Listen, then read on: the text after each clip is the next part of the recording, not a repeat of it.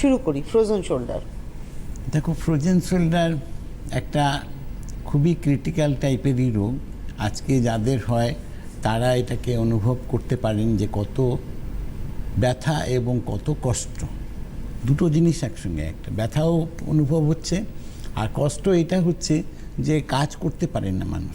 যখন হাতটাকে পেছনে নেওয়া যায় না, মাথার উপরে নেওয়া যায় না, ডান হাত বাঁ হাত, শুতে অসুবিধা, শুলেও ব্যথা করে, মানে ভীষণ পেইনফুল লাইফ একটা। এবং আমার মনে হয় যারা কষ্ট পাচ্ছেন তারা দীর্ঘদিন ধরে, দীর্ঘ বছর ধরেই কষ্ট পেয়েছেন বা পাচ্ছেন, এটার মধ্যে কোনো ডাউট কিছু নেই।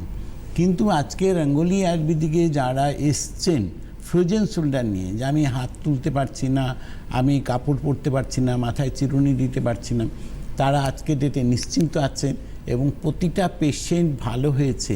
তাদের টার্নিং পয়েন্ট কত দিনে, 30 ডেজের মধ্যে ওনারা বুঝতে পারেন যে হ্যাঁ আমার প্রবলেমসগুলো কমছে, অনেকটাই আমার কমে গেছে প্রবলেমস, এবং এখন আমি যথেষ্ট আগে থেকে হাতটা মুভমেন্ট করতে পারছি। মোটামুটি 1-2 মাসের ট্রিটমেন্টের মধ্যে এটা অনেকটাই ভালো হয়ে যায়। মানে আপনি বলেন 13 ডেজ, 30 ডেজ। 30 ডেজ তার